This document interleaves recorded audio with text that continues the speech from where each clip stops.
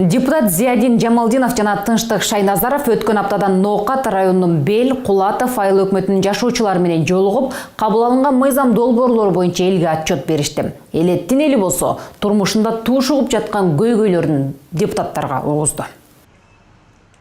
Айыл чарбасын өнүктүрүүгө басым жасаган өнүгүү прогресс 3 жыл аралыгында парламентте бир катар алгылыктуу иштерди аткарганын эл өкүлү маалымдады. Маселен, фракция депутаттарынын демилгеси менен МТСтер ачылып, үлүш жерлерге көп жылдык бак тарактарды тегүүгө уруксат берилүүдө. Биздин ар бир жаныбызга ушул 100 сотиктен 4 сотиктен суга жерибиз дегенде туурабы? Эгерде 10 бир үй бүлөдө 5 жан болсо, 4 сотиктен болсо 20 сотик экен да. Ага биз бир будай эгип же бир картошка эгип жакшы дарамат ала албайбыз да. Андан көрө ушул азыр мында уруксат берип коюп, баг эгип койсоңуздар, мына алма жакшы болот бизде, гилас жакшы болот, кайноло жакшы болот мисалга.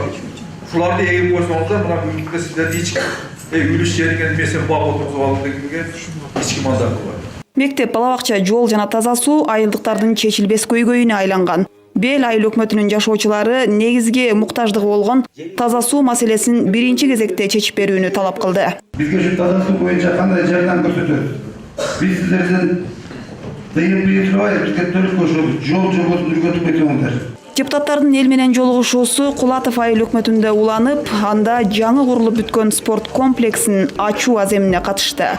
Жамалдиновдун демилгеси менен салынган спорт залы республикалык бюджеттен каржыланып, айыл жаштарына өзгөчө белек болду.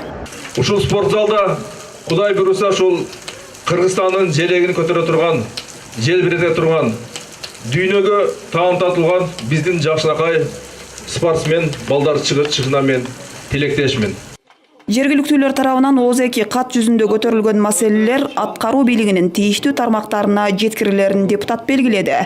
Жолугушуу Улуттук демократия институту менен биргеликте уюштурулду.